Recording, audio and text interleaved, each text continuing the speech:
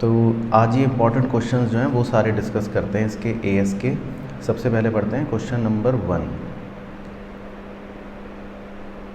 A limited has sold it's building for ₹50 lakh to B Limited and has also given the possession to B Limited.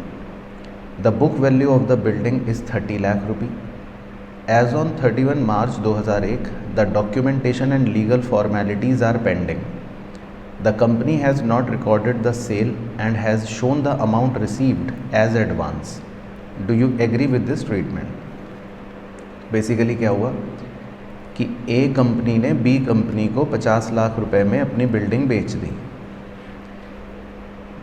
उसकी books में ये building वैसे 30 लाख रुपए की है book value. अब जब बिल्डिंग उसने बेच दी तो लीगल फॉर्मेलिटीज़ होंगी, लेकिन वो लीगल फॉर्मेलिटीज़ और डॉक्यूमेंटेशन अभी भी पेंडिंग है। तो ए ने सोचा कि भाई ये जो मैंने बिल्डिंग बेची, लेकिन अभी ओनरशिप बी के पास ट्रांसफ़र नहीं हुई क्योंकि लीगली अभी भी ए मालिक है। तो इसीलिए ए ने अभी तक बिल्डिंग को अपनी बुक्स में ही दिखा रखा है और जो 50 लाख रुपए उसे बी से मिले उसने उसको एज ए एडवांस शो कर दिया। तो यही बात कह रहा है कि the company has not recorded the sale. Company ने अभी तक बिल्डिंग को सेल के तौर पे नहीं दिखाया। तो डू यू एग्री, क्या आप इससे सहमत हैं? नहीं है। क्यों नहीं है? हाँ, तो बहुत सारी बातें इसमें आ सकती है। एक तो हमने पढ़ा था ना सब्सटेंस ओवर फॉर्म, कि भाई इकोनॉमिक रियलिटी देखते हैं हम किसी भी ट्रांजैक्शन की, क्योंकि इकोनॉमिक रियलिटी यही है कि हमने बिल्डिंग बेच दी है। तो बस यही इसका आंसर है कि हम इकोनॉमिक रियलिटी देखेंगे, और इकोनॉमिक रियलिटी यही है कि हम बिल्डिंग बेच चुके हैं। तो लीगल डॉक्यूमेंटेशन या फॉर्मेलिटी अगर पेंडिंग भी है तो उससे कोई फ़र्क नहीं पड़ेगा। तो कंपनी को अपनी बुक्स से बिल्डिंग को हटा देना चाहिए, और इनफैक्ट कंपनी को इसमें 20 लाख का गेन हुआ है, वो भी रिकॉर्ड करना चाहिए। हाँ बिल्कुल, है ना। तो ये एक सिंपल बात बन गई। चलो, इसके बाद है क्वेश्चन नंबर 2। ये इंपॉर्टेंट है एग्जाम के लिए, इस पर आप इंपॉर्टेंट मार्क भी कर लेना। अच्छा क्वेश्चन है प्रैक्टिस के लिए भी और वैसे भी conceptually. X limited supplied the following information. You are required to compute BEPS, basic earning per share, है ना। तो उसने हमें कुछ जानकारी दे रखी है अकाउंटिंग ईयर 2001 से लेकर 31 दिसंबर 2001। नेट प्रॉफिट ईयर 2001, ठीक है। नेट प्रॉफिट ईयर 2002, ठीक है। तो 2 वर्षों के उसने हमें नेट प्रॉफिट दे रखे। तो एक पिछले साल का हो गया, एक इस साल का हो गया। Number of share outstanding prior to right issue. Rights issue आने से पहले 10,000 शेयर्स हैं। फिर राइट इशू के बारे में लिखा है 1 new share for each 4 outstanding. हर 4 के बदले में 1 शेयर देंगे। तो दैट इज़ उन्होंने खुद ही कैलकुलेट कर दिया 2,50,000 शेयर्स। राइट इशू प्राइस 20 रुपये, ये हमारा राइट प्राइस हो गया। Last date of exercise right is 31 March 2002। तो मतलब अगर हम ईयर 2002 की बात करें तो ईयर 2002 की अगर हम बात करें तो राइट्स इशू की जो डेट है वो है 31 मार्च 2002। यहाँ पर हमारे राइट्स इशू हो रहे हैं, ये माना जाएगा। और fair rate of 1 equity share immediately prior to rights, तो ये मतलब हो गया मार्केट प्राइस कम राइट 25 रुपये। बिल्कुल सही। तो देखो इसमें आपको क्या करना है। तो आपको राइट्स इशू के कॉन्सेप्ट में सिखाया था कि हम पेड पार्ट निकालते हैं और बोनस पार्ट निकालते हैं। फिर बोनस पार्ट पर तो हम कोई टाइम नहीं लगाएंगे, पेड पार्ट पर हम टाइम लगाएंगे, और फिर उस हिसाब से हम BEPS कैलकुलेट करेंगे। तो पहले उतना काम करके निकालो कि कितना आ रहा है, ठीक है ना। ईयर 2002 का। अच्छा, फिर हमें ईयर 2001 का भी रीस्टेट करना होता है, वो मैं सिखा दूँगा, ठीक है। तो पहले आप ईयर 2002 वाला जो सिखाया था उसके स्टेप्स लगाना, फिर डिस्कस करेंगे। चलो, तो जैसे इसमें हमने जो स्टेप्स सीखे थे वो लगाएं। अगर तो पहला स्टेप हमारा था कि हमें क्या निकालना है, मार्केट प्राइस एक्स राइट, है ना। तो उसका फॉर्मूला था कि 10 लाख शेयर्स इंटू 25, यानी कि market price cum right, plus right shares into right price whole divided by total shares including rights. तो हमारा मार्केट प्राइस एक्स राइट कितना आ गया, 24 रुपये आ गया। ठीक है, अब हमने इस बात को कैसे डील करा था कि भाई अब हमें अगर ये निकालना हो कि कंपनी 2,50,000 शेयर्स इशू कर रही है, तो पेड पार्ट कितना,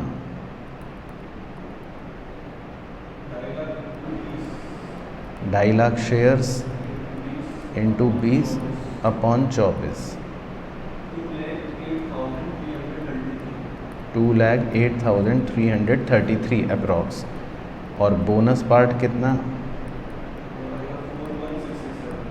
41,667।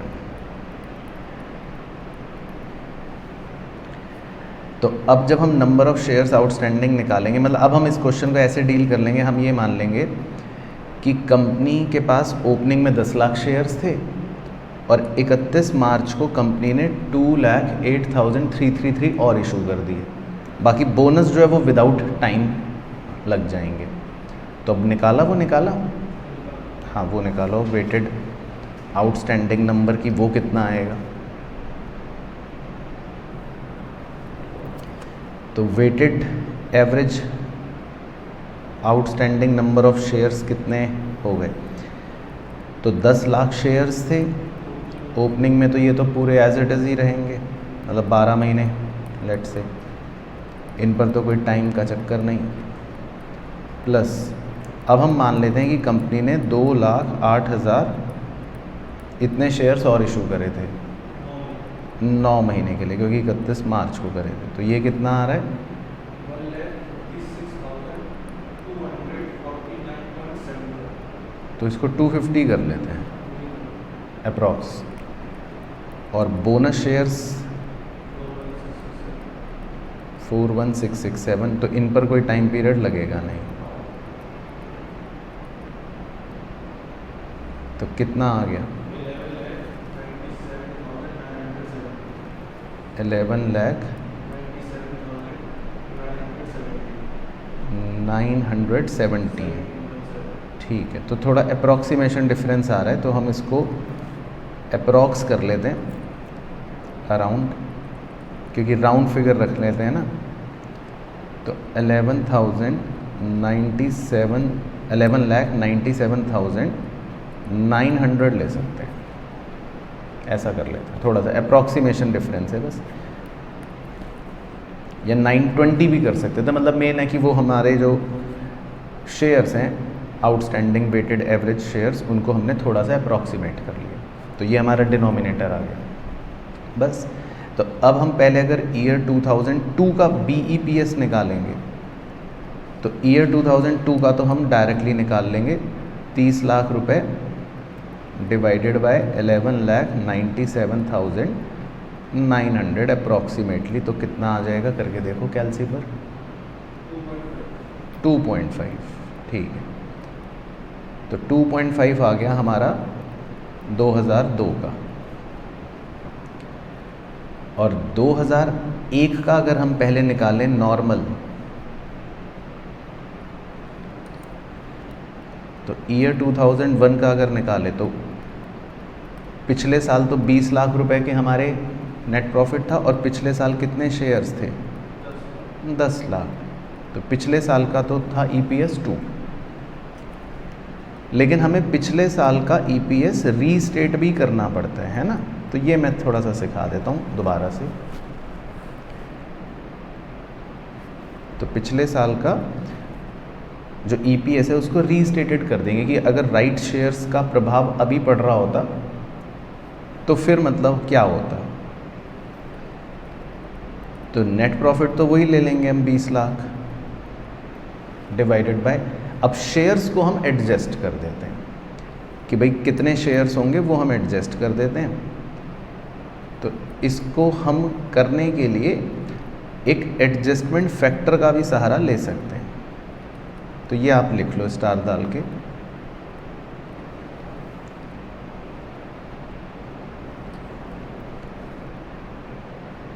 एडजस्टमेंट फैक्टर है लॉजिकली वही चीज़ कि भाई जैसे हमारा राइट्स आने से पहले कितना था मार्केट प्राइस 25 रुपये, और राइट्स आने के बाद कितना हो गया 24 रुपये।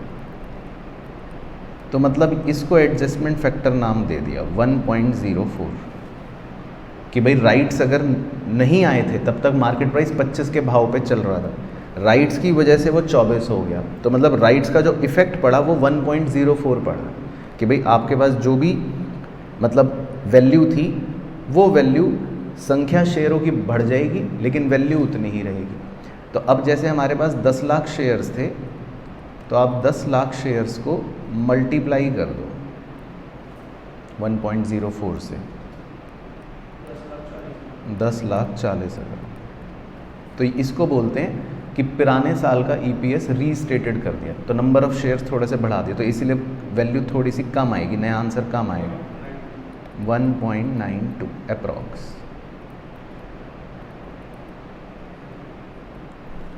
तो बस, तो ये अच्छा क्वेश्चन है, एग्ज़ाम का 5 मार्क्स का क्वेश्चन है। तो पुराने साल का ईपीएस 2 था, पुराने साल का रीस्टेटेड ईपीएस 1.92 था, और इस साल का ईपीएस तो 2.5 था। तो तीनों आंसर आ जाएंगे परफेक्ट। अगला क्वेश्चन है क्वेश्चन नंबर 3, ये देखते हैं, ये भी एक अच्छा क्वेश्चन है। 3, Swift limited acquired A patent at a cost of 80 lakh for a period of 5 years and the product life cycle is also 5 years. The company capitalized the cost and started amortizing the asset at 10 lakh per annum. ठीक है, तो basically company ने एक 80 लाख रुपए का patent खरीदा, 5 साल उसकी लाइफ मानी और उसको कैपिटलाइज कर दिया कॉस्ट को, तो और उसको 10 लाख पर एनम के हिसाब से कैपिटलाइज करना अमोर्टाइज करना शुरू कर दिया। The company had amortize the patent at 1 lakh per annum in first 2 years. ठीक है, अब कंपनी ने क्या करा, 1 लाख रुपए पर एनम के हिसाब से पहले 2 साल अमोर्टाइजेशन करा on the basis of economic benefits derived from the product manufactured under the product, benefits के अकॉर्डिंगली। आफ्टर 2 ईयर्स, 2 साल के बाद, it was found that product life cycle में continue for another 5 years from then, यानी कि उन्होंने अब उस पेटेंट की यूजफुल लाइफ रीअसेस कर ली। The patent was renewable and Swift limited got it renewed after the expiry of 5 years, मतलब वही उनका पेटेंट उतना जो सोच रहे थे उतने वर्ष चलता रहा। The net cash flow from the product during these 5 years were expected to be, और अब अगले 5 साल जो एक्सपेक्टेड आउटफ्लो है इस प्रोडक्ट से वो ये है। तो ये उन्होंने इकोनॉमिक बेनिफिट दे दिया कि अगले 5 साल इतना इतना इतना हमें मिल सकता है। Find out the amortisation cost of patent for each year, कह रहा है हर साल की अमोर्टाइजेशन कॉस्ट बताओ पेटेंट की, कि मतलब आप कितना अमोर्टाइज करोगे, ये पूछ रहा है। चलो, तो ये हम कर लेते हैं, साथ साथ ही कर लेते हैं, ठीक है ना। इसमें यहाँ पर ये 10 लाख रुपए होगा, ये जो 1 लाख दे रखा है ना, क्योंकि उन्होंने पहले दे दिया ना कि the company capitalise the cost and started amortising the asset at 10 lakh per annum, तो उन्होंने 2 साल तक जो अमोर्टाइज करा होगा वो 10 लाख होएगा। तो इस पर एक ज़ीरो लगा लेते हैं। चलो, तो मेरे साथ ही लिख लो सॉल्यूशन 3 कैसे करना है।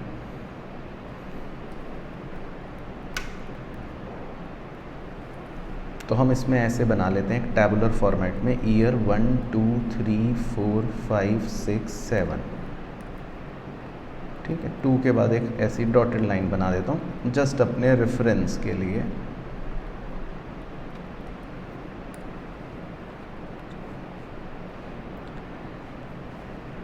ठीक है जी, और अमोर्टाइजेशन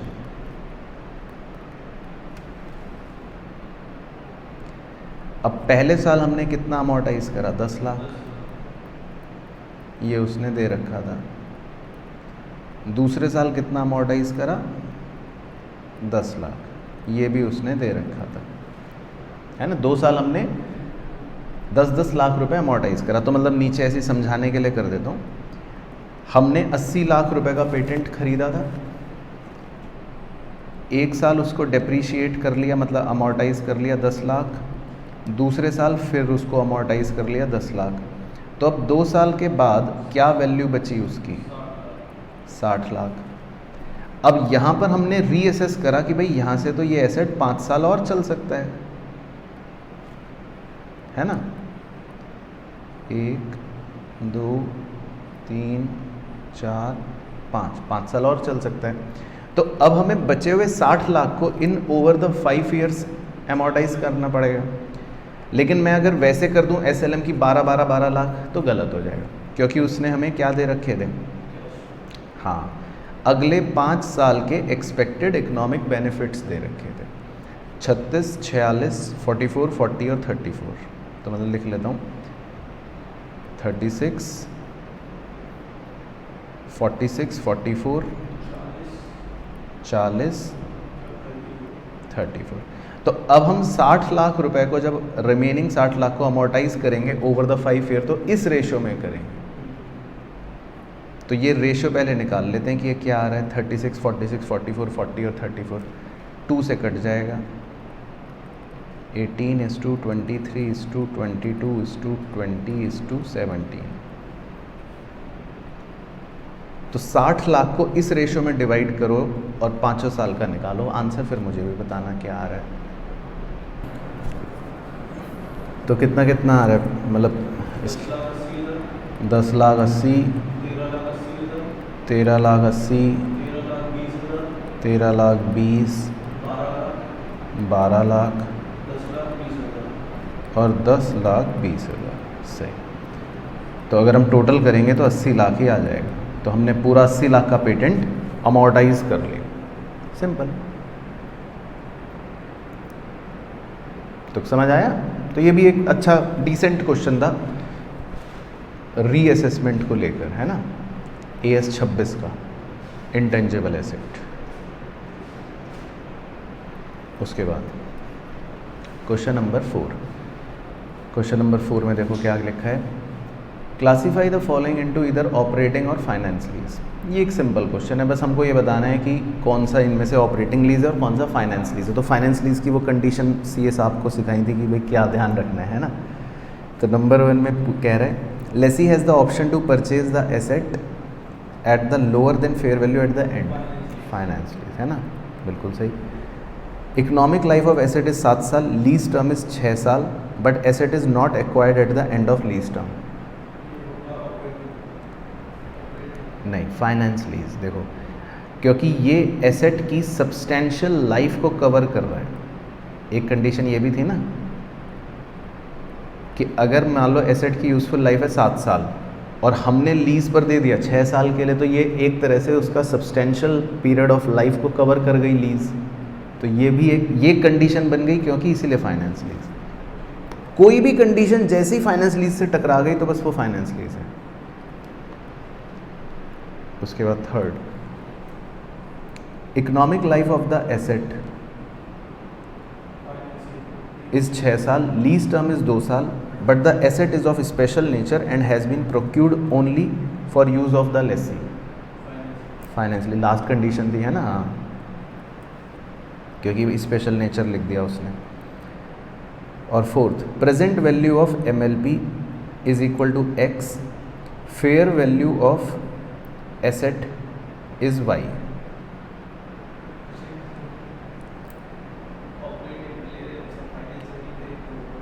तो इसमें मतलब हम ये लिखेंगे कि अगर प्रेजेंट वैल्यू ऑफ MLP क्या करती है,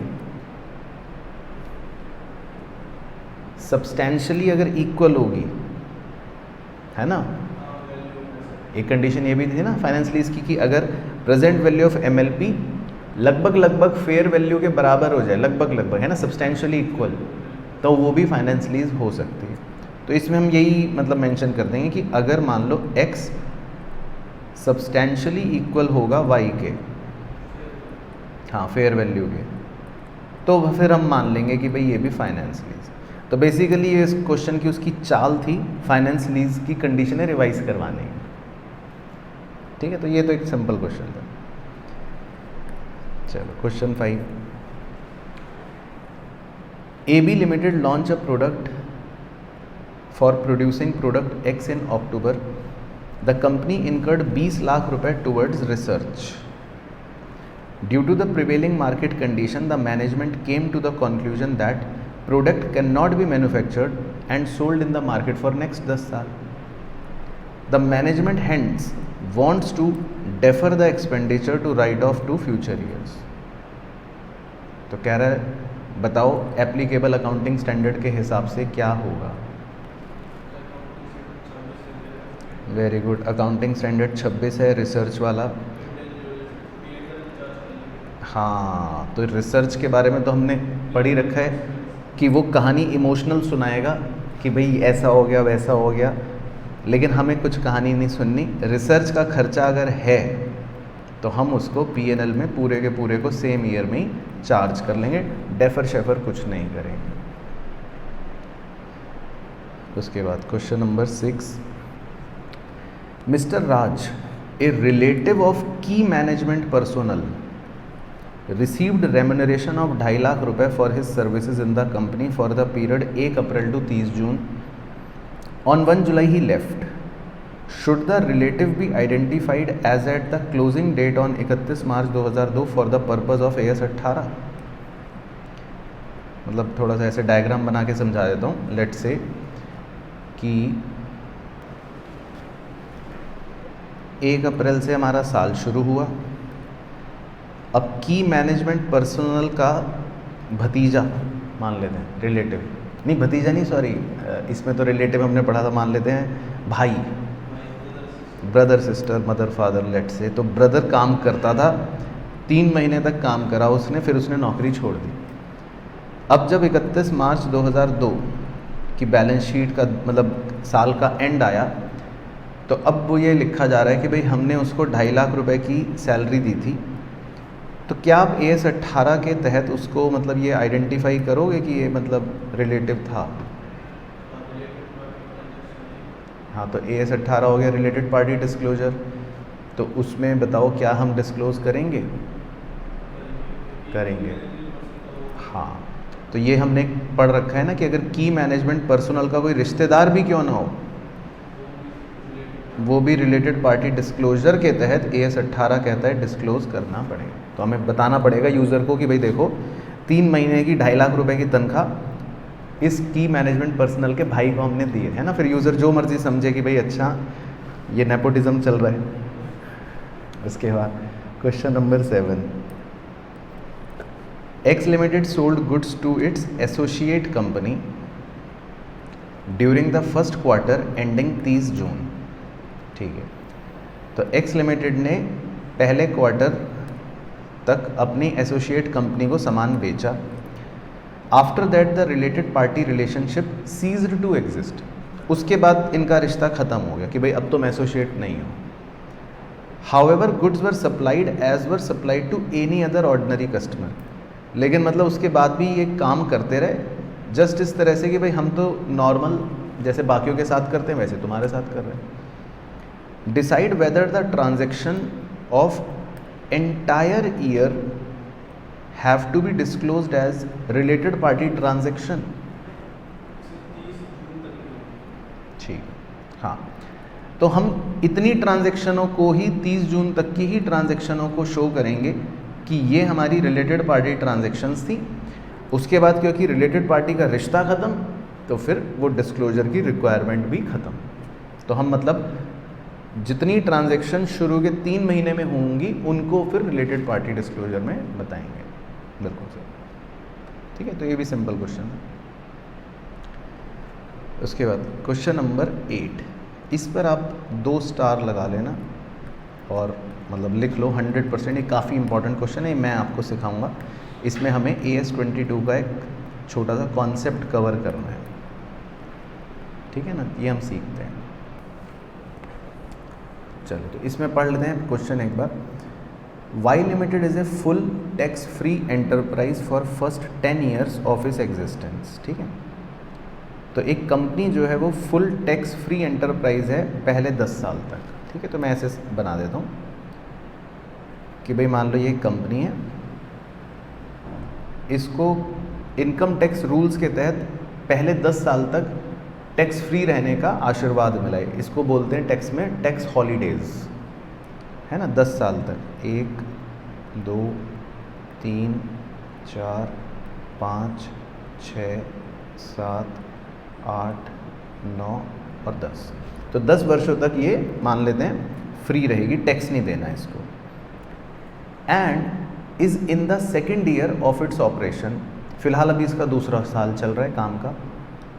depreciation timing difference resulting in A tax liability in year 1 and year 2 is 200 lakh and 400 lakh respectively. कह रहे डेप्रीसिएशन का जो टाइमिंग डिफरेंस है जिसकी वजह से टैक्स लाइबिलिटी बन रही है वो है ईयर 1 में 200 लाख और ईयर 2 में 400 लाख। तो ऐसे लिख देता हूँ, ईयर 1 में 200 लाख, ईयर 2 में 400 लाख, है ना। अब टैक्स लाइबिलिटी मतलब ये एक टाइमिंग डिफरेंस है, डेप्रीसिएशन हमने पढ़ रखा है वैसे तो। अब आगे देखो लिखा है फ्रॉम द थर्ड ईयर, तीसरे वर्ष से, it is expected that the timing difference would reverse each year by 10 lakh रुपए। अब तीसरे वर्ष से इन्हें यह लग रहा है कि पहले 2 वर्ष तो हो गया, अब रिवर्स जो होगा टाइमिंग डिफरेंस वो तीसरे वर्ष से स्टार्ट होगा।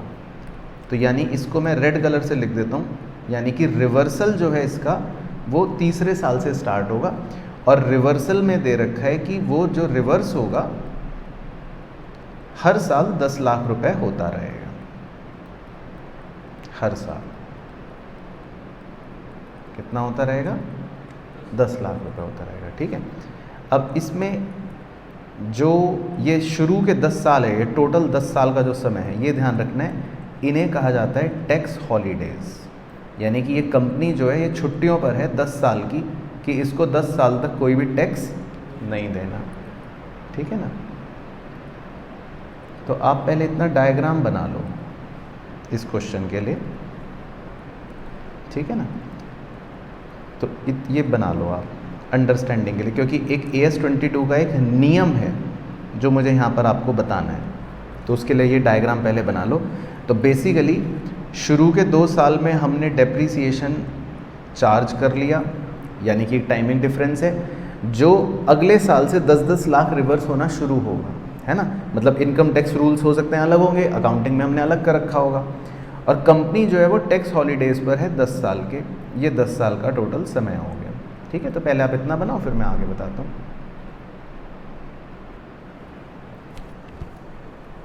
बन गया डायग्राम ना, ठीक है।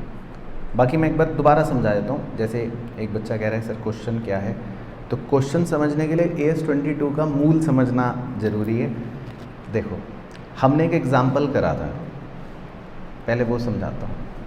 सिंपल, मान लो हम अपनी मशीन को 3 साल डेप्रीशिएट करते हैं और हम अपनी बुक्स में कर रहे हैं लेट से 50-50-50 अकाउंट्स में, ठीक है। लेकिन टैक्स वाले कह रहे हैं कि भाई आपको ना पहले साल देना है लेट से 80, मतलब डेप्रीसिएशन टैक्स वाले, दूसरे साल 20 और तीसरे साल 50, या थोड़ी फिगर और चेंज कर लेता हूँ, दूसरे साल 40 और तीसरे साल 30। तो होगा तो उनका भी 150, हमारा भी 150, है ना। लेकिन भाई हम बुक्स में मान लो 50-50 लगा रहे होंगे, इनकम टैक्स वाले जो हैं वो 80-40-30 लगा रहे होंगे। तो अब यही चीज़ मतलब आपको कॉन्सेप्चुअली पहले समझनी है। तो हमने ये भी सीखा था कि जब अकाउंटिंग इनकम छोटी होती है, जैसे पहले साल अकाउंटिंग इनकम कम है और टैक्सेबल इनकम ज़्यादा है, तो क्या क्रिएट होता है, एसेट, हाँ DTA, है ना। लेकिन अगर इसका उल्टा कर दूं, जैसे अगले साल क्या क्रिएट होगा, DTL, उसके अगले साल मतलब DTL वो ख़त्म हो जाएगा। तो जैसे पहले साल मान लो DTA हमारा क्रिएट होगा, वो कितना क्रिएट होगा, जो 30 रुपये का डिफरेंस है और उस पर जो भी टैक्स परसेंटेज होगी उतना DTA क्रिएट हो जाएगा। लेकिन अगले साल वो DTA रिवर्स हो रहा है, एक तरह से लाइबिलिटी बनने का मतलब है DTA रिवर्स हो जाएगा। अगले साल हमारा DTL कितना बनेगा, 10 रुपये पर जो भी टैक्स परसेंटेज होगा, और उसके अगले साल 20 रुपये पर जो भी टैक्स परसेंटेज होगा। अंत में तो जाके मैच करना ही करना है, DTA DTL में से दोनों नल होने ही है। यही था ना कॉन्सेप्ट। अब यही चीज़ इस क्वेश्चन में हो रही है जो आपको समझनी है कि हमने क्या कर रखा है भाई, मान लो डेप्रीसिएशन एक टाइमिंग डिफरेंस क्रिएट कर रहा है, ये बोल रहे हैं वो, जिसकी वजह से उन्होंने लिखा है एक लायबिलिटी क्रिएट हो रही है। तो अब हमने मान लो पहले साल में और दूसरे साल में 200 लाख और 400 लाख रुपए की वजह से लेट से DTL क्रिएट हो रहे हैं। अब वो कह रहा है कि अगले साल से 10-10 लाख वो रिवर्स होना शुरू हो जाएगा, मतलब अगले साल से 10-10 लाख की वजह से हमारा DTA बनने शुरू हो जाएंगे, और करते करते हो सकता है 25-30-40 साल बाद मैच हो जाएगा। ये मतलब है। पहले इतना क्लियर हो गया? अच्छा, अब क्वेश्चन पढ़ते हैं आगे, फिर इसका मेन मुद्दा बताता हूँ। अब उसने फिर ये लिखा कि from the third year it is expected that timing difference would reverse each year by 10 lakh assuming tax rate 40%। ये उसने टैक्स बता दिया है जी। फाइंड आउट, कह रहा है मुझे बताओ डेफर्ड टैक्स लाइबिलिटी क्या होगी at the end of second year and any charge to the PNL account, और कोई PNL में अगर आप चार्ज करते हो तो ये मुझे सिखाना है इसका रूल क्या होता है, ठीक है। पर क्वेश्चन समझ गए? वो कह रहे हैं DTL बताओ दूसरे साल के एंड में क्या होगा। तो देखो, अब AS22 का एक नियम है, वो नियम हमसे ये कहता है AS22 का कि अगर किसी भी कंपनी का जो टाइमिंग डिफरेंस है, जैसे यहाँ पर हमारा ये डेप्रीसिएशन की वजह से एक टाइमिंग डिफरेंस बन रहा है DTL। अब पहले वो DTL निकाल लेता हूँ कि कितना बनेगा। अगर पहले साल का DTL निकालूं तो आप 200 लाख पर 40% निकालो, 80, और 400 लाख पर 40% निकालो तो 160, ये बनेगा। अब अगले साल से क्योंकि 10-10 लाख रिवर्स हो रहा है, तो अगले साल से मतलब वो DTA बन के इसको काटना शुरू करेगा एक तरह से, है ना।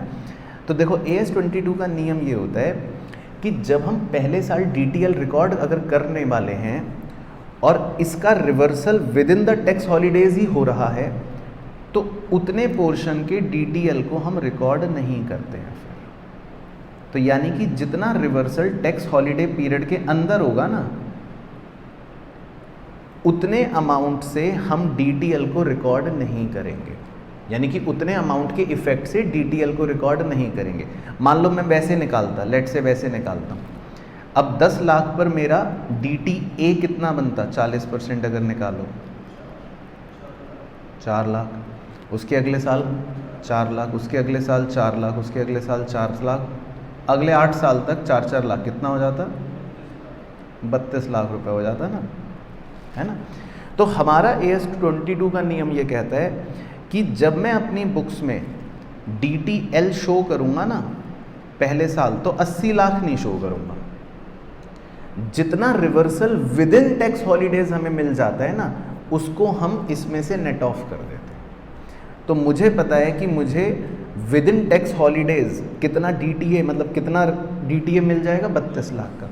तो हम AS22 के नियम के अनुसार जो 32 लाख का मुझे DTA का रिवर्सल का इफेक्ट मिलेगा, उसको मैं हटा दूंगा।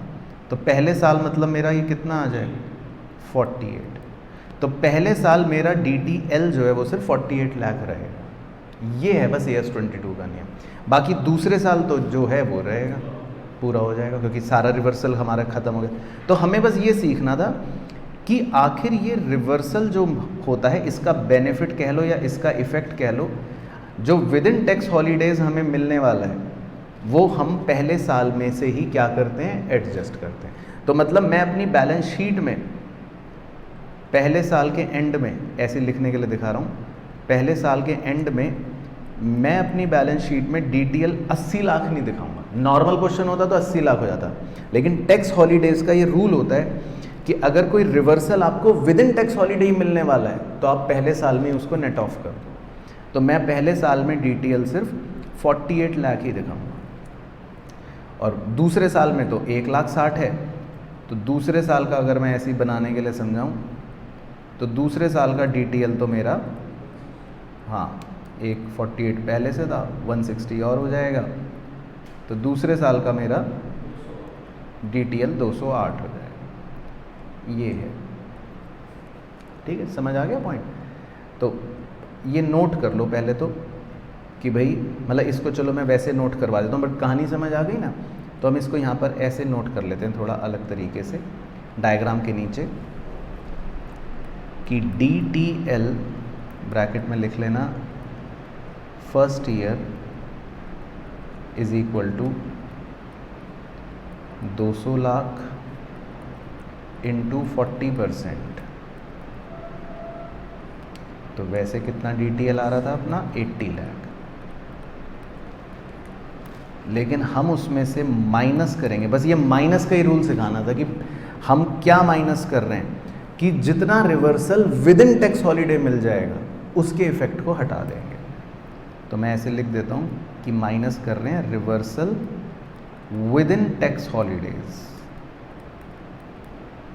तो जितना रिवर्सल टैक्स हॉलीडे के अंदर अंदर मिल जाएगा उतने पार्ट को हम नेट ऑफ कर देते हैं। तो वो था, हाँ, 80 लाख का 40%, या 32 लाख लिख लेते हैं,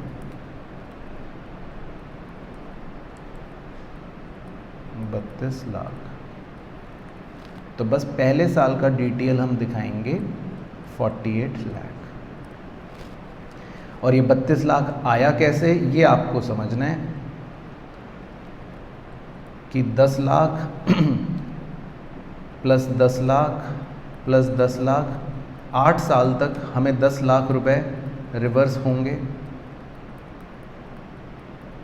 तो ये बन गया 80 लाख रुपए, और उस 80 लाख रुपए पर हम 40% अगर टैक्स लगा रहे हैं तो वो बन गया 32 लाख रुपए।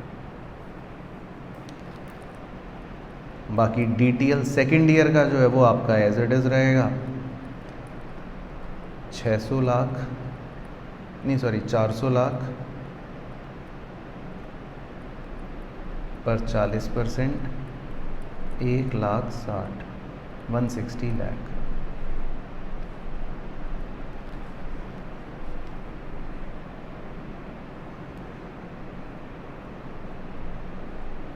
है ना। तो बस, तो मतलब हम अपने PNL के अंदर ये अमाउंट्स चार्ज कर देंगे 48 और 160, तो इधर PNL डेबिट हो जाएगा और लाइबिलिटी में ये दोनों DTL नज़र आ जाएंगे। ठीक है, तो समझ आ गया ना ये क्वेश्चन। तो ये एक स्पेशल क्वेश्चन था, इसका क्वेश्चन 8। चलो उसके बाद क्वेश्चन 9 ये देखते हैं। ये भी एक अच्छा क्वेश्चन है, इंपॉर्टेंट फॉर एग्ज़ाम, मार्क कर लेते हैं। इसमें देखो क्या लिखा है, a construction contractor has a fixed contract for ₹9,000 lakh to build a bridge in 3 years time frame. ठीक है, a summary of some of the financial data is as under. Initial amount for revenue agreed in contract 9,000, year 2 9,000, year 3 9,000। Variation in revenue bracket में लिखा है plus. अब आपको याद है AS7 में सिखाया था कि कभी कभी रेवेन्यू में हमारा कुछ वेरिएशन भी हो जाता है कि भाई ठीक है, काम चल रहा था, अचानक लगा कि भाई महंगाई बढ़ गई, तो उसने कहा कि ठीक है मैं रेवेन्यू बढ़ा दूँगा। तो दूसरे साल में उसने 200 रुपये प्लस करके दिखा रखा है। तो अब मैं दूसरे साल का रेवेन्यू 9200 मान लूँ, इसी तरह तीसरे साल भी रेवेन्यू 9200 मान लूँ।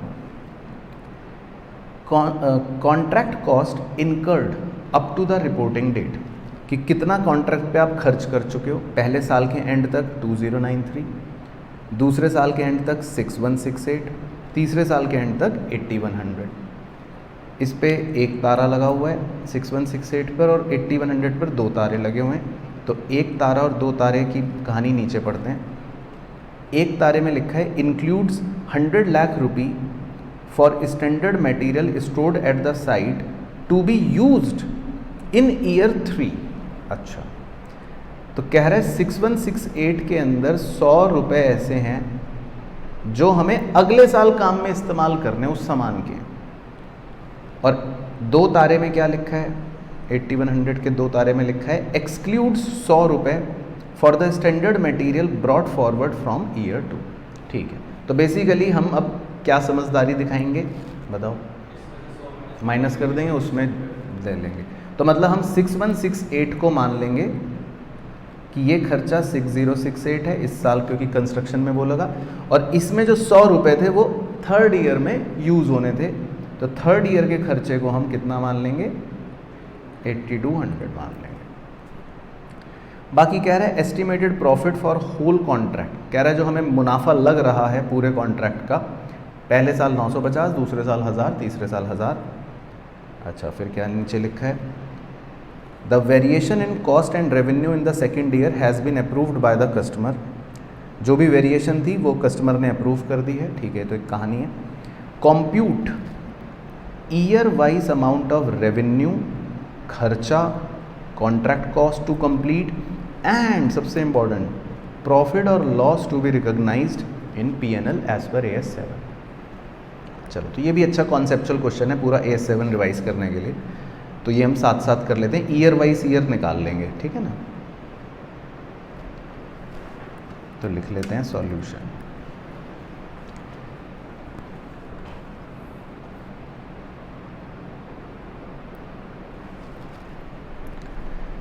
तो पहला ऐसा करते हैं, पहला स्टेप हमारा होता था ना डिग्री ऑफ कंप्लीशन निकालना, तो वही निकाल लेते हैं। तो ईयर 1, ईयर 2, ईयर 3।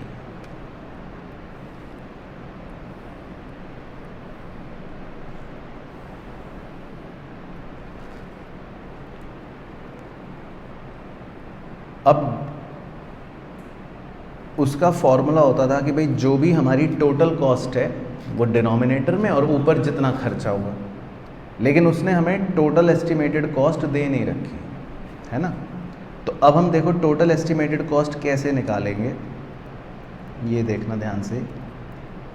हम अपने कॉन्ट्रैक्ट रेवेन्यू में से अगर प्रॉफिट माइनस कर दें तो मैं कह सकता हूँ एक तरह से कि मेरी कॉन्ट्रैक्ट की कॉस्ट आ जाएगी, है ना। तो पहले ये निकालते हैं।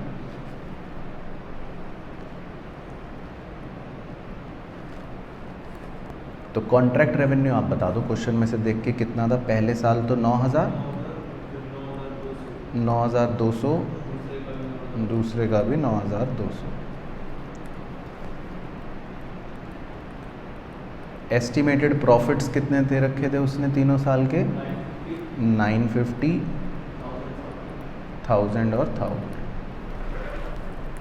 तो हमारी एस्टिमेटेड कॉस्ट मतलब हम कह सकते हैं टोटल, पहले साल हमारे को कॉस्ट लगेगी, मतलब एस्टिमेटेड भी लिख देता हूँ, एस्टिमेटेड टोटल कॉस्ट। ठीक है, 8050, 8200 और 8200। और एक्चुअल कॉस्ट हमारी जो इनकर हुई टिल डेट,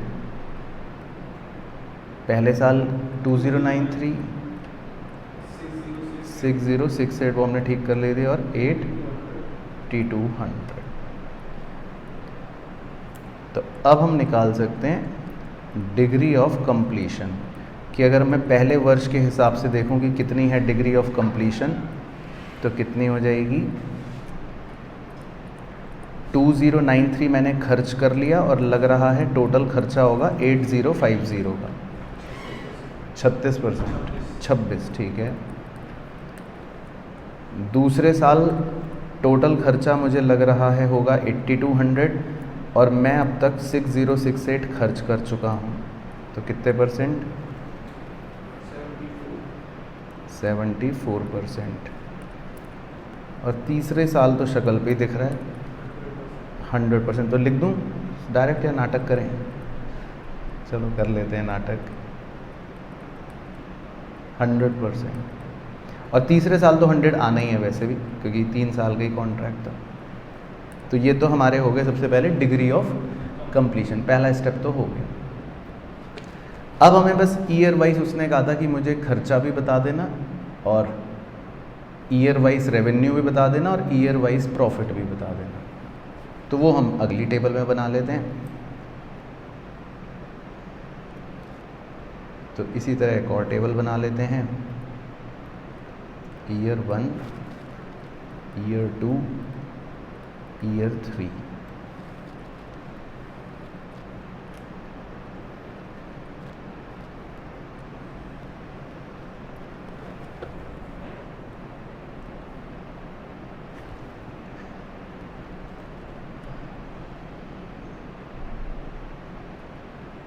तो पहले ईयर 1 का रेवेन्यू देखते हैं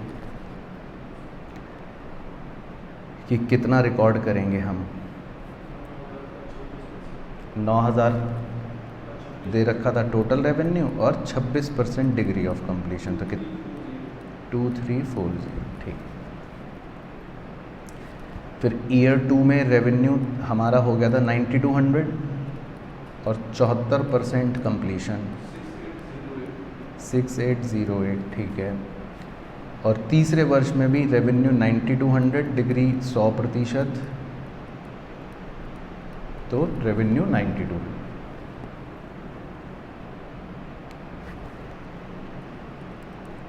दूसरा एक्सपेंस, खर्चा।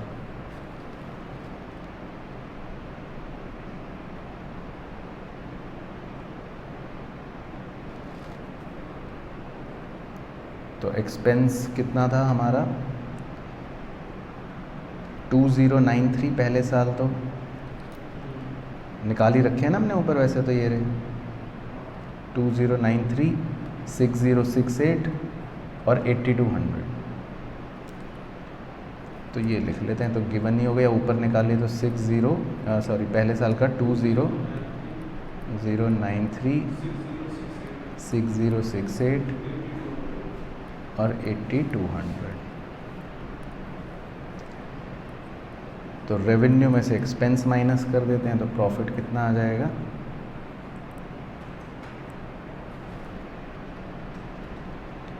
23247। तो ये फर्स्ट ईयर का प्रॉफिट आ गया।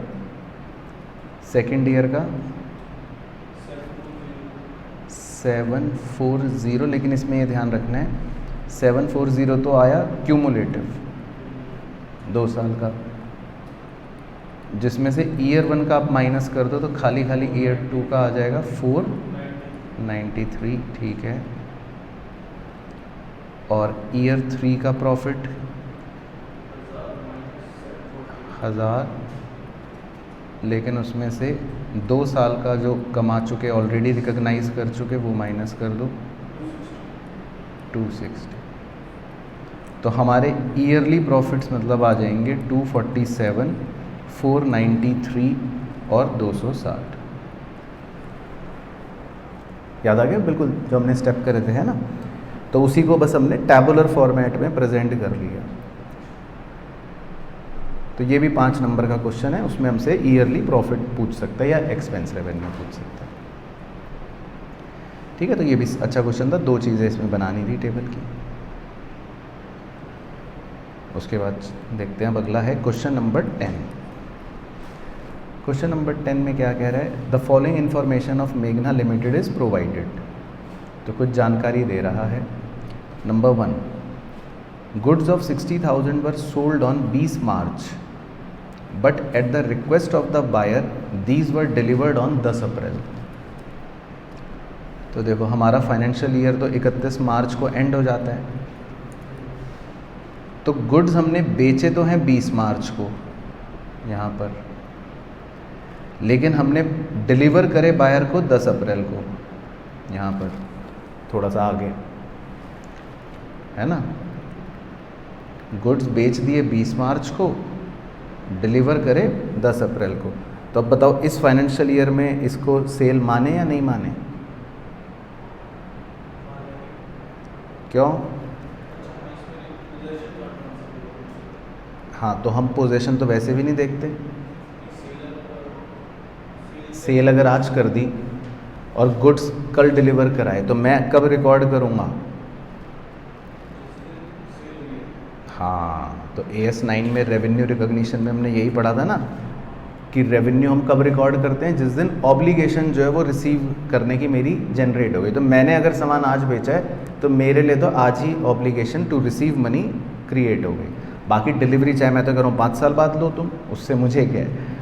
तो इसीलिए हम इसको रिकॉर्ड कर लेंगे इस साल में, है ना। तो मतलब revenue will be recognised on 20 March only. समझ आ गया पॉइंट?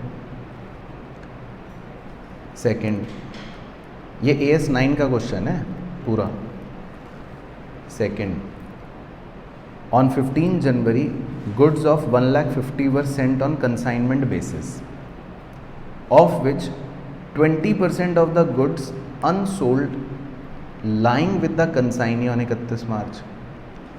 अब आपने वैसे 1,50,000 के गुड्स बेचे थे, मतलब भेजे थे सॉरी, कंसाइनमेंट पर, जिसमें से 20% सामान अभी तक बिका नहीं और वो अभी भी कंसाइनी के पास ही पड़ा हुआ है। तो अब बताओ। हाँ, 20% को फिर हम सेल नहीं मानेंगे, क्योंकि कंसाइनी के बाद जो सामान होता है उसे हम सेल नहीं मानते। तो 20% मतलब हो गया 30,000।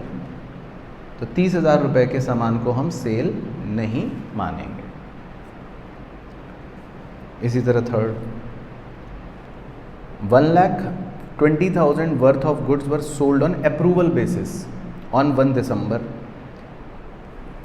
The period of approval was 3 months। तो 1 दिसंबर का मतलब है 1 जनवरी, 1 फरवरी और 1 मार्च। तो 1 मार्च तक मतलब आपको अप्रूव करना पड़ेगा। After which they were considered sold. अगर 1 मार्च तक आपने नहीं बताया तो फिर मान लेंगे बिक गया, सेल हो गया। अब लिखा है buyer sent approval for 75% of the goods up to 31 January.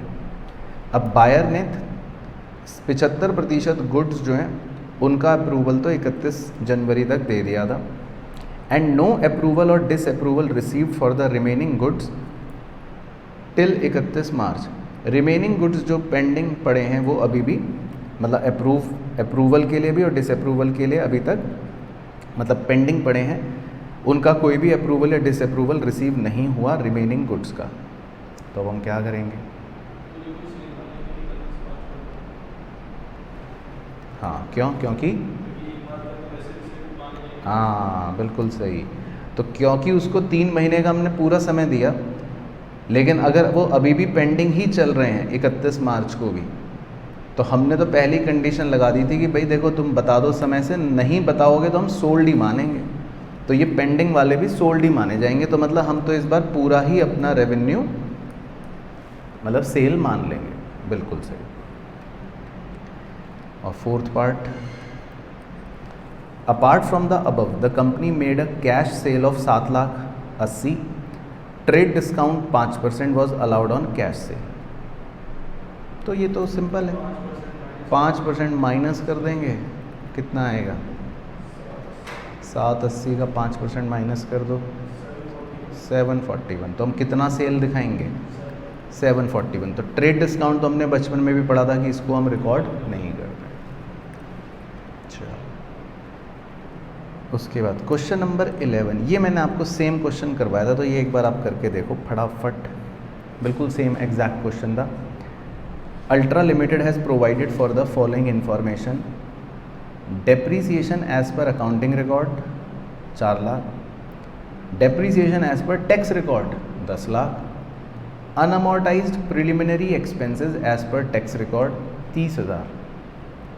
There is adequate evidence of future profit sufficiency, how much deferred tax asset या liability should be recognised, tax rate is 50%।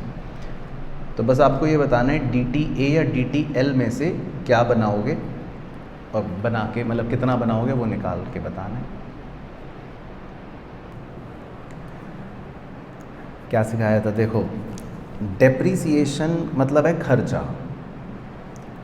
तो accounting में हमारी book में खर्चा कम है, 4 लाख है, tax वाले ने खर्चा ज़्यादा दिखा रखा है। यही मतलब है पहले अगर मैं इंटरप्रिटेशन करूं, हाँ तो क्या आएगा, हाँ तो इसका मतलब अगर खाली हम पहले इसकी बात करें डेप्रीसिएशन की, तो इसका मतलब हमारी अकाउंटिंग इनकम ज़्यादा होगी, टैक्सेबल इनकम कम होगी। तो 6 लाख रुपए तो आ गया हमारा डिफरेंस, उस पर टैक्स परसेंट, हाँ वो भी करेंगे, मतलब मैं तो अलग अलग कर रहा था। वैसे 3 लाख DTL बन गया, लेकिन unamortise preliminary expense as per tax record, तो ये आपको बताया था कि ये इसका मतलब है कि हमारी टैक्सेबल इनकम ज़्यादा होगी 30,000 से, और अकाउंटिंग इनकम में तो ये कम होगी। तो 30,000 का अगर हम निकालेंगे 50%, तो 15,000 का DTA बन रहा होगा। तो बिल्कुल सही बताया आंसर जी, और यही हमने भी करा भी था, बिल्कुल सेम क्वेश्चन। तो अल्टीमेटली हमारा 285 का DTL आ जाएगा, बिल्कुल सही। इसके बाद क्वेश्चन नंबर 12, ये सिंपल ओरल क्वेश्चन है। इसमें लिखा है Aarohi limited sold goods for 90 lakh रुपए to Anya limited during the financial year ending 31 March. The managing director of Aarohi own 100% of Aanya. तो ये तो सीधा सीधा शक्ल से ही पता चल गया कि भाई 100% कंपनी MD ने ही ओन कर रखी है। The sales were made to Anya limited at normal selling price. The chief accountant of Aarohi contends that these sales need not require a different treatment from other sales made by the company, hence no disclosure is necessary. तो is chief accountant correct? ना, है ना, क्योंकि ये तो बिल्कुल ही AS 18 में related party सीधा शक्ल पे लिखवा के है कि MD ने 100% शेयर्स खरीद रखे हैं अगर कंपनी के, तो ये तो पूरी कंपनी उसकी ही हो गई।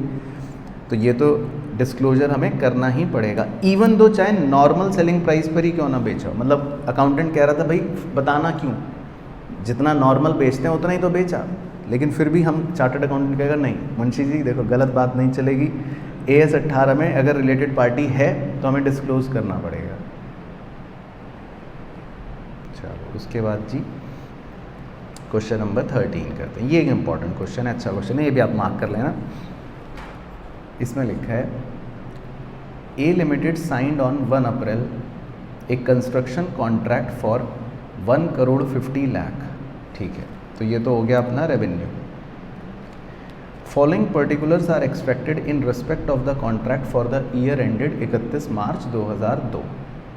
ठीक है, खर्चे वर्चे दे रखे हैं, क्या हैं देख लेते हैं। कह रहा है मटेरियल यूज, ठीक है, लेबर चार्जेस पेड, ठीक है, हायर चार्जेस ऑफ प्लांट, ठीक है, अदर कॉन्ट्रैक्ट कॉस्ट इनकर्ड 15, ठीक है, labour charges of 2 lakh are still outstanding. ठीक है, तो मतलब 2 लाख के खर्चे आपने अभी तक पे नहीं करे, तो टेक्निकली लेबर चार्जेस का मतलब हमारे 38 लाख के हैं। It is estimated that by spending further 33,50,000, इसका मतलब ये क्या हो गया, future expected cost, work can be completed. ठीक है, तो इतनी कहानी से पहले हम क्या निकाल सकते हैं, डिग्री ऑफ कंप्लीशन, कि भाई हमारे ये एक्चुअल खर्चे आ गए ऊपर वाले, ये एस्टिमेटेड खर्चा हो गया, टोटल खर्चा हो गया। एक बार निकालना जरा डिग्री। तो एक्चुअल कॉस्ट इनकर्ड कितनी आ जाएगी, 71 lakh plus 38 lakh plus 10 lakh plus 15 lakh, और टोटल कॉस्ट में सारे जोड़ लेते हैं प्लस 33,50,000। क्या बनेगा फ्रैक्शन, ऊपर कितना आ रहा है, 1,34,00,000 ठीक है, इंटू 100।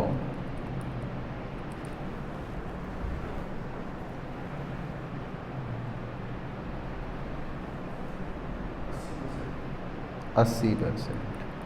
तो इसका मतलब डिग्री ऑफ कंप्लीशन है 80%। ये कॉन्सेप्ट तो इसमें ये हो गया, मतलब कॉन्सेप्ट क्या है, वर्किंग तो ये हो गई। अच्छा, इसमें एक और चीज़ नज़र आ रही है, देखो हमारा कॉन्ट्रैक्ट रेवेन्यू कितना है, 1.5 करोड़ है ना, 1,50,00,000, और हमारी कॉन्ट्रैक्ट कॉस्ट टोटल बन रही है 1,67,50,00,000। तो मतलब इससे मुझे ये भी नज़र आ रहा है कि इसमें मेरा लॉस हो रहा है 1,67,00,000 और रेवेन्यू है सिर्फ 1.5 करोड़। तो कितना आ जाएगा, 17,50,000 का। मुझे इसका मतलब ये भी पता चल रहा है कि ये मेरा टोटल लॉस होने वाला है। अब क्या कह रहा है आगे, you are required to compute profit और loss for the year to be taken to P&L and any provision for foreseeable loss for recognise as per AS 7। तो हमने इसके एग्जाम्पल यही सेम इस तरह के कर रखे थे। तो टोटल लॉस तो हमें पता ही चल गया 17,50,000 है ना। बाकी करंट ईयर में कितना लॉस होगा वो निकाल लेते हैं और कितना प्रोविज़न बना देंगे वो निकाल लेते हैं। तो करंट ईयर के प्रॉफिट का फॉर्मूला था हमारा contract revenue into degree of completion. तो ये आ गया 1,20,00,000 माइनस एक्चुअल कॉस्ट इनकर्ड, वो थी हमारी, आपने निकाली थी अभी ऊपर, 1,34,00,000। तो इसका मतलब हमारा लॉस आ गया फॉर द ईयर 14 लाख। तो इसको भी हम P&L में चार्ज कर देंगे और प्रोविज़न कितना बनाएंगे जो P&L में चार्ज करेंगे, 3.5 लाख, क्योंकि टोटल लॉस हमें पता है 17,50,000 का। तो बिल्कुल वो उस एग्जाम्पल की तरह बन गया जो हमने कर रखा था AS 7 का, है ना। तो ये बिल्कुल वो कॉन्सेप्चुअल प्रोविज़न वाला एग्जाम्पल बन गया आपका। सही है, परफेक्ट।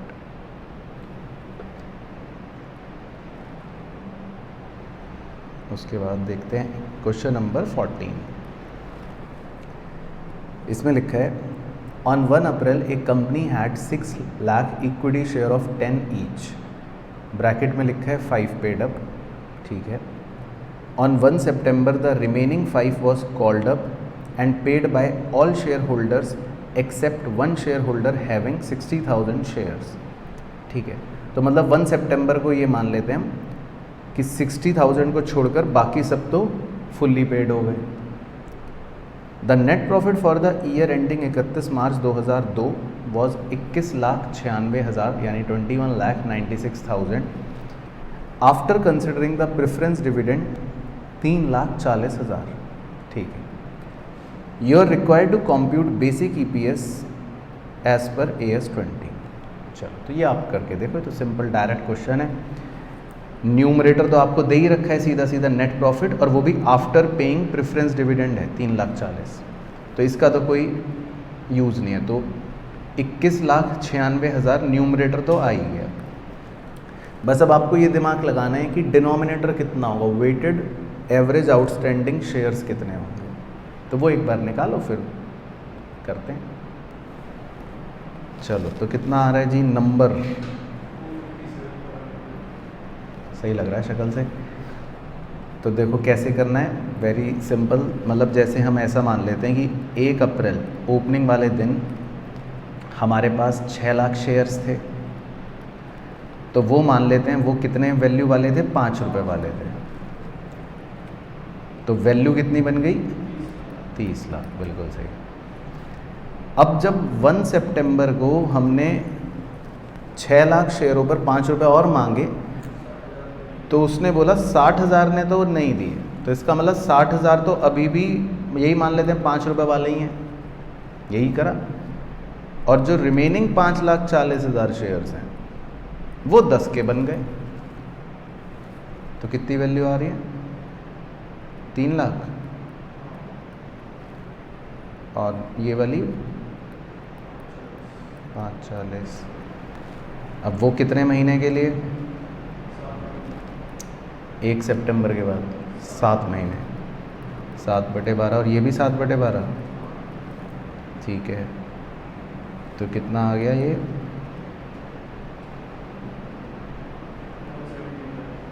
155 और ये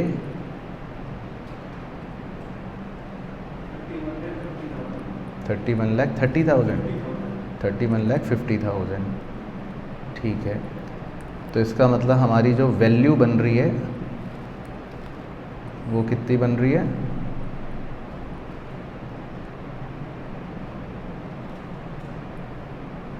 ऐसे निकाला? अच्छा, ऐसे नहीं निकाला, ठीक है। हाँ, तो ये अच्छा, तो कैसे निकाला?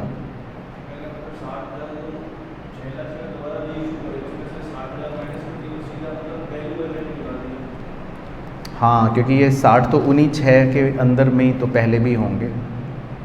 ठीक है, बिल्कुल सही। हाँ, तो वैल्यू, इसकी वैल्यू तो गलत ही आएगी। तो पहले 6 लाख शेयर थे 5 वाले, फिर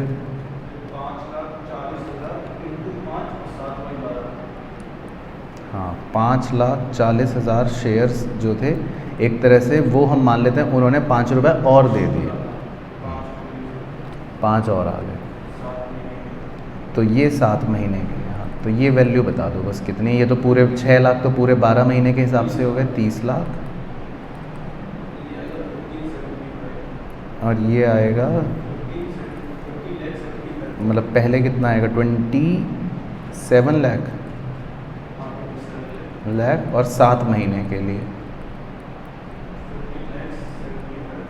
15,75,000। ये सही हो गया। तो 30 लाख तो पूरे 12 महीने, और ये 7 महीने की वैल्यू, तो टोटल वैल्यू बन गई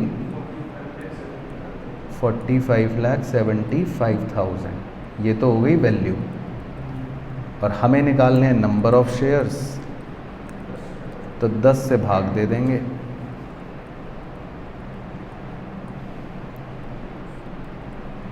तो ये आ गया 4,57,500 शेयर्स। सही। तो बस अब वो कितना आ रहा है ईपीएस डिवाइड करके? नेट प्रॉफिट था 21,96,000, तो 21,96,000 डिवाइडेड बाय 457,500, 4.8 एग्जैक्ट। ठीक है, तो नेट प्रॉफिट तो दे ही रखा था 21,96,000 डिवाइड बाय 457,500, तो 4.8। सही।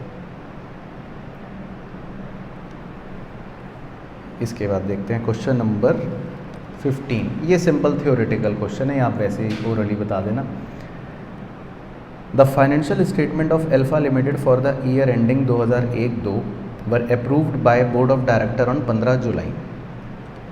तो मतलब कि एक फाइनेंशियल ईयर है 2001-2 और उसके फाइनेंशियल बनते 15 जुलाई हो गई, जब तक बोर्ड ने अप्रूव करा। तो ये कहानी देख के ही AS4 याद आ गया।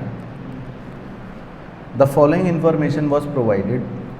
Number 1, a suit against the company advertisement was filed by a party on 20 अप्रैल। अब किसी ने 20 अप्रैल वाले दिन हमारे कंपनी के खिलाफ केस करा। ठीक है, तो अब ये बताओ एडजस्टिंग इवेंट है या नहीं है? नहीं है। क्यों है? एडजस्टिंग इवेंट उसे बोलते थे कि जिसका, हाँ, बैलेंस शीट डेट पर जिसके बारे में हमें पहले से पता हो। तो 31 मार्च हमारी बैलेंस शीट डेट होती है ना, तो बैलेंस शीट डेट पर तो हमें इसके बारे में पहले से नहीं पता था, हमें तो कुछ नहीं पता था। 20 अप्रैल को किसी ने केस कर दिया, तो ये जो है ये तो नॉन एडजस्टिंग इवेंट है,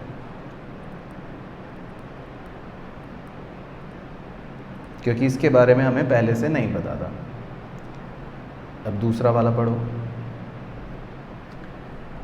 the terms and condition for acquisition of business of another company had been decided by March 2002।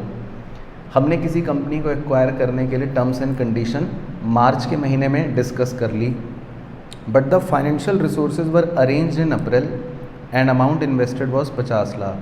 लेकिन फाइनेंशियल रिसोर्सेज जो हैं वो हमारे अप्रैल के महीने में अरेंज हुए और फिर हमने अमाउंट इन्वेस्ट करा 50 लाख। तो अब इसका क्या करेंगे? नहीं, एडजस्टिंग इवेंट, क्योंकि इसमें हमें टर्म्स एंड कंडीशन कब डिसाइड कर ली थी? मार्च के महीने में, है ना।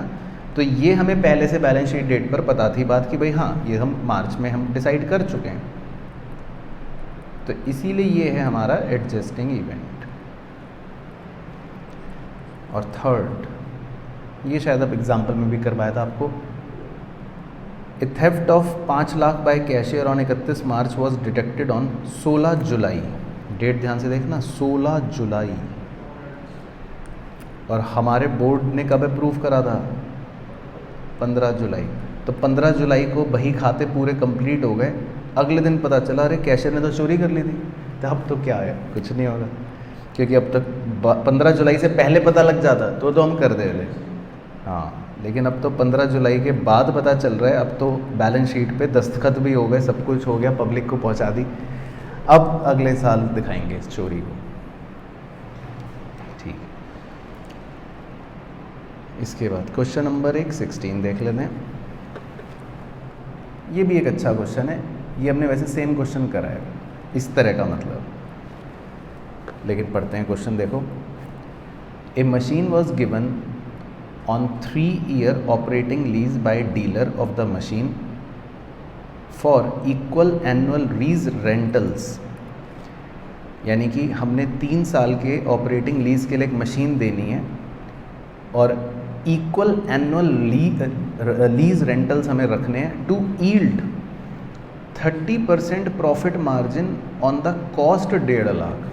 तो मैं यहीं पे अभी पहले निकाल लूँ, अगर तो 1.5 लाख का 30% मार्जिन अगर बढ़ाकर करना हो तो कितना हो गया? 195, 45,000 प्रॉफिट ऐड हो गया। तो इसका मतलब मैं चाहता हूँ कि कम से कम मेरे को भैया एनुअल लीज रेंटल 195 मिले। 1.5 लाख तो मैं मशीन लगा रहा हूँ। The economic life of machine is 5 years. Life machine की वैसे 5 साल है, तो मैं ऐसी डायग्राम बना देता हूँ कि मशीन की लाइफ वैसे 5 साल है, हालांकि लीज पर हम सिर्फ कितने साल के लिए दे रहे हैं? 3 साल के लिए।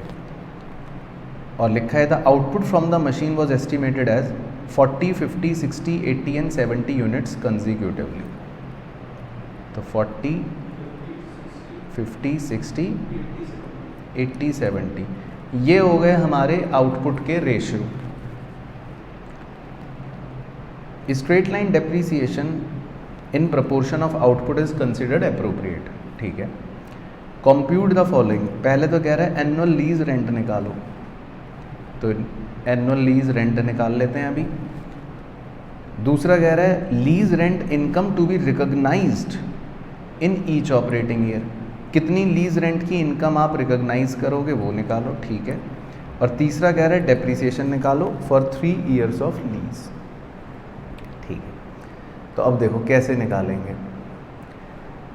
अब लीज रेंट जो होगा हमारा कि एनुअल लीज रेंट कितना होना चाहिए, तो उसके लिए पहले तो हम ये देख लेते हैं कि भाई हमारी मशीन जो है, हमारी मशीन वो टोटल हमारे को 5 वर्षों में कितना आउटपुट दे रही है।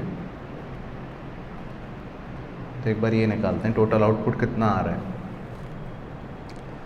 40, 50, 60, 3 लाख। ठीक है, अब उसमें से मैं जो लीज पर जब दूंगा 3 साल के लिए, तो लीज पीरियड पर कितना आउटपुट? 1.5 लाख। तो इसका मतलब मैं सामने वाले से मतलब भाई प्रोपोर्शनेटली ही लूँगा। तो अब जैसे भाई मेरा लीज रेंटल मैं चाहता था कि मैं 30% प्रॉफिट मार्जिन कमाऊँ और मेरी कॉस्ट है 1.5 लाख की, तो वो हमने प्रॉफिट मार्जिन तो बढ़ा ही लिया था 1,95,000। तो अब देखो, अगर मैं टोटल लीज रेंटल की बात करूं कि मैं टोटल लीज रेंटल कितना लूं, लॉजिकली निकाला जाए अगर, तो 1,95,000 ये फिगर तो हम निकाल ही चुके हैं। लेकिन मेरे को इसका फ़ायदा मिलेगा मशीन का 3 लाख यूनिट्स का, जिसमें से सामने वाले व्यक्ति को फ़ायदा मिलेगा 1,50,000 यूनिट्स का। यही सिखाया था ना कि भाई प्रोपोर्शनेट निकालना है। तो हम सामने वाले व्यक्ति से कितना लीज रेंट लेंगे? 97,500। तो हम सामने वाले व्यक्ति से 97,500 का लीज रेंट ले लेंगे, वसूल कर लेंगे।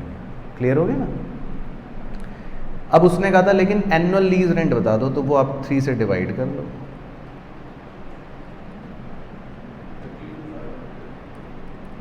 32,500। तो ये तो हो गया पहले पार्ट का आंसर। लेकिन अब मज़ेदार बात इसी स्टोरी में क्या सिखाई थी कि हम सामने वाले से तो 32,500 मांगेंगे, लेंगे हर साल, लेकिन अपनी बुक्स में जब इनकम रिकॉग्नाइज करनी होगी हमें, अगला पार्ट पूछ रहा है कि लीज रेंट की आप इनकम कितनी रिकॉग्नाइज करोगे हर साल, तो वो मैं इनकम तो 32,500 रिकॉग्नाइज नहीं करूँगा, क्योंकि मेरे को जो आउटपुट अगर आप देखो वो किस रेशो में मिल रहा है, 40, 50, 60। तो जब ये इनकम रिकॉग्नाइज करने की बात आएगी तो मैं 97,500 को 3 वर्षों में किस रेशो में रिकॉग्नाइज करूँगा? 40, 50 और 60 के रेशो में। तो एक बार निकालना, ये आपका सेकंड पार्ट का आंसर बन जाएगा कि इनकम टू बी रिकॉग्नाइज्ड। पहले का 26,000, 32,500, फिर 39,000। ठीक है, तो याद आ गया, हमने सेम एग्जाम्पल करा था ये कि हम तो सामने वाले से लेंगे 32,500 तीनों साल, लेकिन अपनी बुक्स में कितना रिकॉर्ड करेंगे इनकम? इतना 26, 32,500 और 39। और थर्ड पार्ट में उसने पूछा है depreciation for 3 years of lease. तो अब इसका डेप्रीसिएशन निकाल लो 3 वर्षों का। तो आपकी कॉस्ट कितनी है मशीन की? 1.5 लाख। तो 1.5 लाख की कॉस्ट को इन यूनिट्स में अप्रोप्रिएट कर दो, 40, 50, 60, 80, 70। तो कितना कितना आएगा? पहले का 20, फिर 25, फिर 30। बस, तो पहले 3 साल का ही पूछ रहा है, तो हमारा डेप्रीसिएशन भी इसी आउटपुट के रेशो में एलोकेट हो जाएगा। तो पहले का 20, दूसरे का 25, तीसरे का 30। तो समझ आ गया मतलब तीनों पार्ट्स। तो ये भी मतलब एक बढ़िया क्वेश्चन था। इसके बाद इलस्ट्रेशन क्वेश्चन नंबर 17, ये भी देख लेते हैं। एक छोटा क्वेश्चन है, इसमें लिखा है an organisation operates an offshore field where its licensing agreement requires it to remove the oil rig at the end of the production. तो देखो, एक ऑर्गेनाइजेशन किसी ऑफशोर ऑयल फील्ड में काम करती है। अब ये क्या होता है? समुद्री तट होता है जहाँ पर रिमूव ऑयल रिग का मतलब ये होता है कि भाई बहुत बड़े बड़े कंटेनर्स होते हैं, उसे बड़े बड़े कंटेनर को रिग बोलते हैं। तो उन्हें उखाड़ना है, मतलब रिमूव करना है। जब प्रोडक्शन ख़त्म हो जाएगी ना, तो भाई उनको रिमूव करना है और रीस्टोर द सी बेड। अब वो उन्हें उखाड़ेंगे तो गड्ढा बन गया, तो उस पर मिट्टी भरनी है, मतलब वापस से। तो लिखा है 90% of the eventual cost relate to the removal of oil rig and restoration of damage caused by building it. तो कह रहा है हमारा जो भी खर्चा हुआ उसमें 90% जो है वो तो इसी काम में लग गया कि भाई रिग को उखाड़ना है और गड्ढा भरना है। And 10% arise through the extraction of oil. बाकी 10% जो खर्चा हुआ या होगा वो अब तेल निकालेंगे वहाँ से, ऑयल को एक्सट्रैक्ट करेंगे। तो 10% खर्चा तेल निकालने का हुआ। तो मतलब इस कंपनी का मान लो 90% जो भी खर्चा हो रहा है वो रिग उखाड़ने का, मिट्टी भरने का है, और 10% खर्चा तेल निकालने का है। At the balance sheet date पर the rig has been constructed but no oil has been extracted. Balance sheet date पर हमने रिग को तो कंस्ट्रक्ट कर लिया, लेकिन अभी तक तेल कुछ भी नहीं निकाला। With reference to AS 29 how will you deal with this in the annual accounts of the company? बताओ। हाँ, तो AS 29 तो वही है जो हमने पढ़ा था। तो भाई मतलब अब हमारे को खर्चा हो रहा है, हमें पता है नुकसान हो रहा है। अब बैलेंस शीट डेट पर हमें ये तो चलो पता चलेगा कि रिग बन चुका है, 90% खर्चा तो हमारे को पता है, लेकिन जो 10% खर्चा है तेल निकालने का वो अभी तक हमारा नहीं है। तो अब क्या करें? हाँ, 90% जो खर्च कर दिया वो तो हमारा रिकॉर्ड कर लेंगे, वो तो कॉस्ट हो जाएगी। और जो तेल निकालने का जो खर्चा है वो अभी तक तेल तो निकला नहीं, उसको क्या कर दें फिलहाल? फुट नोट में कॉन्टिजेंट लायबिलिटी की तरह दिखा दें, ताकि जब वो होगा तब रिकॉर्ड कर लें। बिल्कुल सर। तो यही है इसमें कहानी। तो 90% जो काम मतलब हम कर चुके हैं वो तो रिकॉर्ड कर लेंगे खर्चा, वो तो कॉस्ट दिखा देंगे। 10% क्योंकि अभी तक कुछ भी नहीं हुआ तो वो हम मान लेंगे कि फ्यूचर में हो सकता है, तो हम उसको एक कॉन्टिजेंट लायबिलिटी की तरह फिलहाल शो कर देंगे।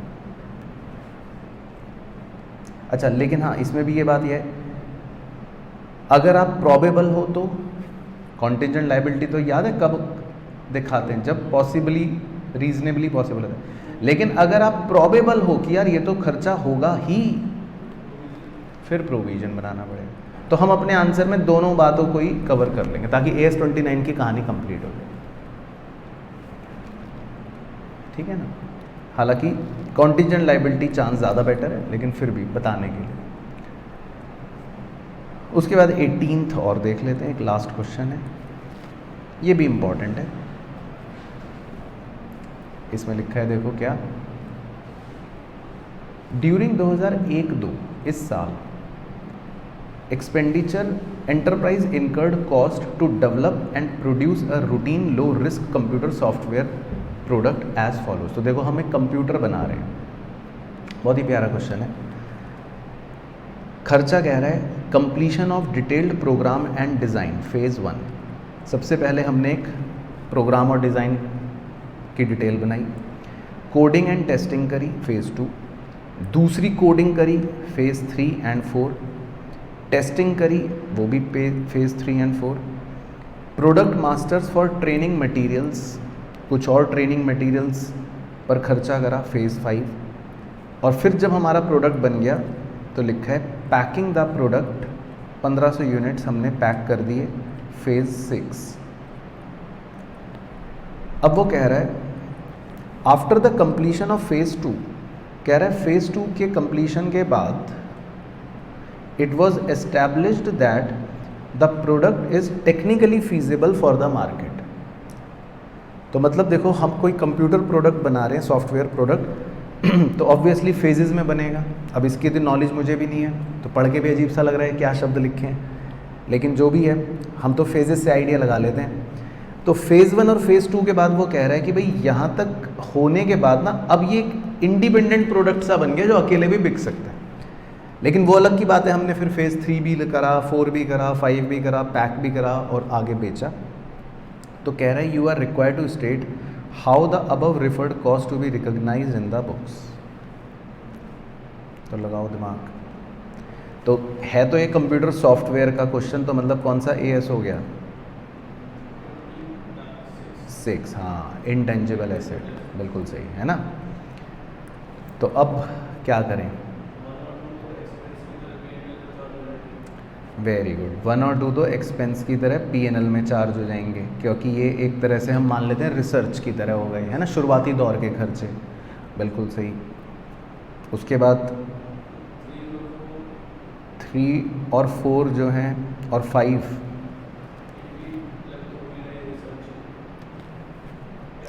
लेकिन अब तो ये प्रोडक्ट बन चुका ना फेज़ 2 के बाद, एसेट की तरह इसको हम प्रोडक्ट की कॉस्ट की तरह शो कर सकते हैं। बिल्कुल सही। तो इसको हम कह सकते हैं कि इसको हम क्या मान लेंगे? कॉस्ट। और अच्छा, पैकिंग उसने दिया फेज़ 6 में, लेकिन पैकिंग हमें पता होना चाहिए हमेशा प्रोडक्ट की जो पैकिंग का खर्चा होता है, पैकिंग कभी भी प्रोडक्ट की कॉस्ट में नहीं जुड़ती। भाई प्रोडक्ट तो ये है बॉटल, अब मैं इस पर सोने का कवर चढ़ा दूँ, चांदी का कवर चढ़ा दूँ कि पैक कर रहा हूँ, वो फिर इस प्रोडक्ट की कॉस्ट नहीं होगी। तो पैकिंग का खर्चा तो हमेशा P&L में अलग से एक खर्चे की तरह जाएगा। तो ये बहुत अच्छा क्वेश्चन था। तो इसमें मतलब शुरू का 90,000 वो एक एक्सपेंस है, रिसर्च एक्सपेंस कह सकते हैं। लास्ट का 16,500 ये एक पैकिंग एक्सपेंस है। और बीच की कॉस्ट कितनी आ गई, सॉफ्टवेयर कॉस्ट 1,05,000। अच्छा 1,05,000, ठीक। तो ये हम कहेंगे it is a software cost. इसको हम कहेंगे ये हमारा, क्योंकि डेवलपमेंट हो रहा है तो इसको हम कहेंगे सॉफ्टवेयर कॉस्ट। तो हम अपनी बुक्स में 90,000 को P&L में खर्चा दिखाएंगे, 16,500 को P&L में खर्चा दिखाएंगे, 1,05,000 को सॉफ्टवेयर कॉस्ट की तरह दिखाएंगे। ठीक, तो समझ आए सारे क्वेश्चन? चलो परफेक्ट। तो बस यही करने थे सारे इंपॉर्टेंट क्वेश्चन।